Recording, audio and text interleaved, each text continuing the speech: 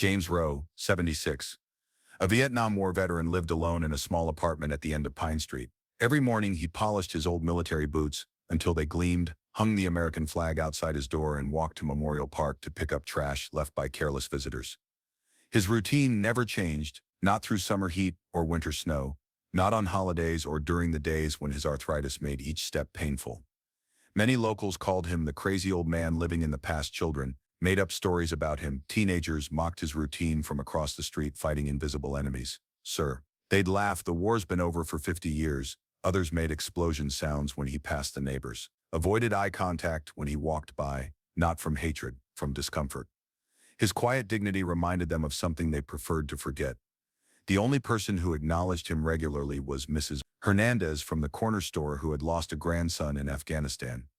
James never reacted to the mockery, just silently did what was right. He never complained, never explained why he still wore his dog tags under his civilian clothes. One Tuesday morning he received a summons to be a witness in a criminal case where a young black man named Malik Jefferson was charged with assaulting a police officer during what the prosecution described as a routine intervention. No one knew why an elderly veteran was called to testify on the court date. James woke before dawn. He carefully removed his dress uniform from its protective plastic. The jacket that had been through battles stained with memories and his comrades' blood. The uniform hung looser than it once had. But James stood tall as he dressed. He pinned his medals with trembling fingers.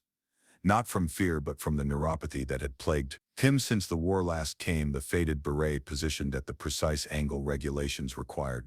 When he entered the courthouse lobby, several young lawyers snickered, and a security guard whispered loudly, "This guy must be lost. Probably thinks he's at a Veterans Day parade," an attorney walking past muttered. Halloween came early this year. James heard everything. His weathered hands trembled slightly, but his eyes remained forward. Dignity wasn't just a word to him, it was the only thing some of his brothers had left when they died. He adjusted his beret, straightened his back, despite the arthritic pain, and made his way toward courtroom 3. As he walked, people stared. Some took photos. One woman pulled her child closer as if his military service was somehow contagious. James entered the courtroom, said nothing. Looked at no one in his pocket, a promise made decades ago that no one had remembered but him. Have you ever seen someone disrespected just for their appearance? Leave judgment. Some people were once mocked, but deserve society's standing ovation. If you believe those stories should be told, stay with us in the courtroom. Many still whispered, "What's his connection to this case?" James sat in the back row alone. His posture remained military straight. Despite the uncomfortable bench, the defendant Malik Jefferson, 24, with close-cropped hair and tired eyes, sat at the defense table. He avoided looking at James, though his shoulders tensed when the old man entered. The prosecutor, a sharp-dressed woman with calculated gestures, declared confidently, "The defendant assaulted Officer Richard Brennan and caused public disorder during a legitimate police intervention. The evidence is clear." She clicked through slides showing Malik's prior speeding ticket and a school suspension from 9th grade. Irrelevant details meant to paint him as a troublemaker. The judge seemed bored, checking his watch occasionally. Another open and shut case in a system processing hundreds each month. Malik's public defender, overwhelmed with 47 active cases, had barely spoken to his client before the hearing. His defense seemed perfunctory at best. But then, after the prosecution rested, the defender straightened his tie and called an unexpected witness. "The court calls Mr. James Rowe, former commander of Bravo Company, 25th Infantry Division." The courtroom stirred. The judge looked up, visibly startled, as if hearing a name from long ago. When James stood, something extraordinary happened. Every uniformed guard in the courtroom simultaneously rose to attention. Backs straightened, chins lifted. One guard, Sergeant Martinez, according to his name plate, had been James's trainee years earlier. His face showed immediate recognition and respect. A whisper rippled through the gallery. "Who is this man?" James walked to the witness stand with slow, deliberate steps. His shoes polished to a mirror. Shine clicked against the floor. The only sound in the suddenly silent room. After swearing in, James spoke in a voice weathered by time, but unwavering in conviction. "I witnessed the entire incident on Tuesday, April 15th. At approximately 2:43 p.m., Malik Jefferson did not assault anyone at all. He verbally intervened when Officer Brennan was using excessive force against a homeless veteran who was experiencing a seizure. The defense attorney presented a video from a coffee shop security camera across the street at an angle. The prosecution had ignored, confirming exactly what James had described. The mood in the courtroom shifted from dismissive doubt to astonishment. The prosecutor scrambled. "Your Honor, this witness wasn't on our list until yesterday. We question his reliability and mental acuity given his advanced age." James didn't flinch at the insult. His eyes remained steady. The judge leaned forward, removing his glasses. "Mr. Rowe," he asked, "why should the court consider your testimony reliable?" James reached into his breast pocket and withdrew a small leather-bound notebook. "Because I've documented every injustice I've witnessed for 53 years, Your Honor." Date, time, location. "I was there when Officer Brennan struck the homeless man, while his medical alert bracelet was clearly visible. Was there when Malik stepped between them, never raising a hand, only his voice." The courtroom grew utterly silent. Even the usual shuffle of papers ceased. "And why?" the judge continued, now fully engaged. "Would you come forward for this young man? You apparently don't know." James looked directly at Malik. For the first time their eyes met across the room, in a gaze filled with unspoken history that seemed to span generations. "I know him better than most, Your Honor," James continued with quiet authority. "I once commanded 134 men in Bravo Company. More than half never came home. When you've led men in combat, you develop an eye for the difference between someone who's protecting others and someone who's attacking." The courtroom was completely silent. Now even those who had laughed at his uniform earlier sat transfixed. The defense attorney asked Commander Rowe, "Why exactly did you come forward to testify today?" James slowly reached into his uniform pocket and carefully extracted a photograph, protected in plastic. Young Malik at age 9, in a too large suit, solemnly holding the precisely folded American flag at his father's military funeral. "Because Michael Jefferson was the last man from my unit to die in Vietnam." A collective gasp swept through the courtroom. The prosecutor's pen clattered to the floor. "Staff Sergeant Michael Jefferson, April 30th, 1975, the final day of the war." James's voice remained steady, but a muscle in his jaw tightened. "We were evacuating civilians in Saigon. Michael pushed me into a drainage ditch. Seconds before a grenade landed, exactly where I had been standing for the first time." Malik's expressionless face broke. His eyes widened in shock.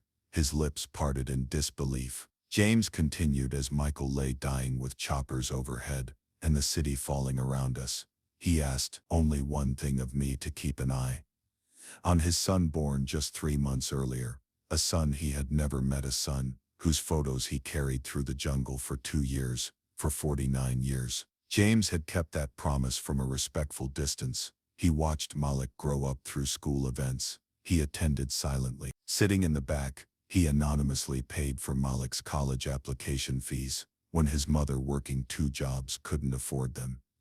When I learned that Malik was in trouble, I requested to testify."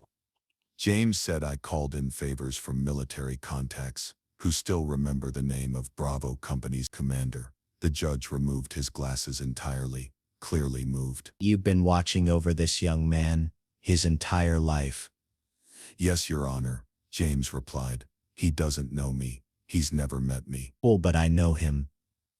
"I was there at his high school graduation, sitting in the last row, and I know without doubt he has." His father's moral courage intervening when someone weaker was being harmed regardless of personal risk. The prosecutor asked, "If you've been watching over him, as you claim, why haven't you ever approached him directly before today?" James answered without hesitation, "Because a promise doesn't need recognition to be kept. It only needs to be honored."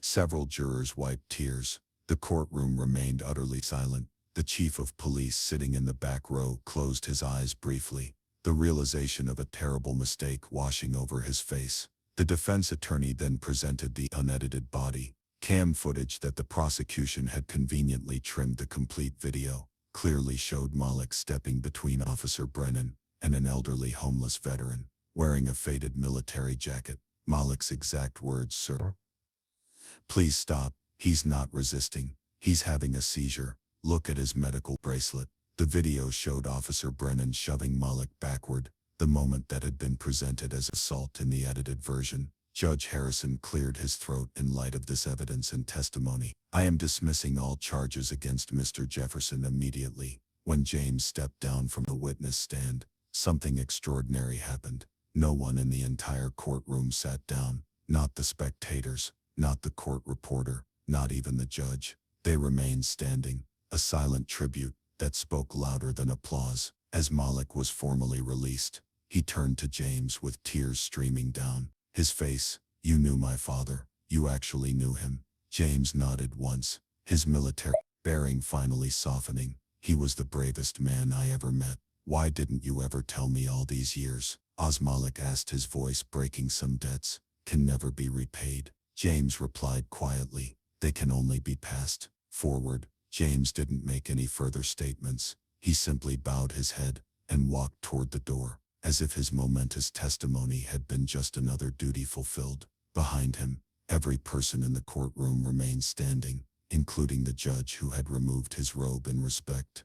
If you've ever promised someone something and still remember it, write "promise" the next day. A small article appeared in the local newspaper. "The man who made an entire courtroom stand." Few read it, but those who did cut it out and saved it. James returned to his modest apartment, continuing his daily ritual, polishing his boots, raising the flag, picking up trash in the park. Nothing in his routine changed. 3 days later, a tentative knock came at his door. Malik stood there, holding a box of donuts and coffee. "I didn't know what else to bring," he said awkwardly. "May I come in?" They sat in James's sparse living room, surrounded by photos of young men in uniform, frozen in time, forever young. On the center shelf stood a photo of Michael Jefferson, Malik's father, smiling broadly beside James in jungle fatigue. "He looks just like me," Malik whispered, touching the glass gently. "He saved my life," James said simply. "Now I've returned the favor." Malik began visiting every Sunday afternoon. He started calling James Father James, a title that made the old soldier's eyes shine with uncharacteristic emotion. The neighborhood teenagers who once mocked the crazy old veteran grew quiet when they saw Malik, now enrolled in law school, walking alongside James, listening attentively to every word. The local police chief personally apologized to both men. Officer Brennan was suspended, then reassigned to community service at the Veterans Center. 6 months later, people noticed James wasn't raising his flag at 6 a.m. Concerned neighbors found him peacefully passed in his sleep. A photo of his old unit clutched in his hand at his apartment door. They discovered a small wooden box with a note. "I never needed anyone to know who I was. I only hoped everyone would live so they wouldn't feel ashamed when standing before a silent man." Inside the box was his Purple Heart medal and a handwritten will to Malik Jefferson, "who stood up just as your father once did." Malik wore the medal at James's funeral, attended by hundreds of veterans who stood at attention for a full hour by his flag-draped casket. Today at the courthouse where justice was served, a simple bronze plaque reads, "Judge, not by appearances, but by the measure of honor within." And each Veterans Day residents notice a successful civil rights attorney sitting beside an immaculate grave, polishing a Purple Heart medal, and telling his children about 2 men, a father he never knew, and the silent guardian who connected them across time. Don't judge people by the clothes they wear, but by how an entire room reacts when they walk in. James Rowe didn't seek fame. He simply kept an old promise, and that single act of loyalty saved a young man from being buried under prejudice in a world full of noise. There are people like James who walk quietly, but make society stand in respect. True honor isn't about medals or uniforms, it's about the promises we keep when no one is watching. The most powerful witnesses in life's courtroom are often those who speak the least, but observe the most. If you've ever known someone like James, don't let them disappear from memory, because sometimes just one witness can save an entire life. And the most profound courage isn't found in grand gestures, but in showing up day after day, keeping faith with those who are no longer here to speak for themselves. In the end, our lives are judged not by what we claim to be, but by the promises we keep, even when they're inconvenient or forgotten by everyone else. Is he really wearing that to court? Someone snickered on the benches, the tattered old uniform with frayed shoulders, the faded beret. The veteran moved quietly through the scornful glances, but when he pushed open the courtroom door, all stood to their feet, not out of procedure but due to a profound reality waiting to be revealed.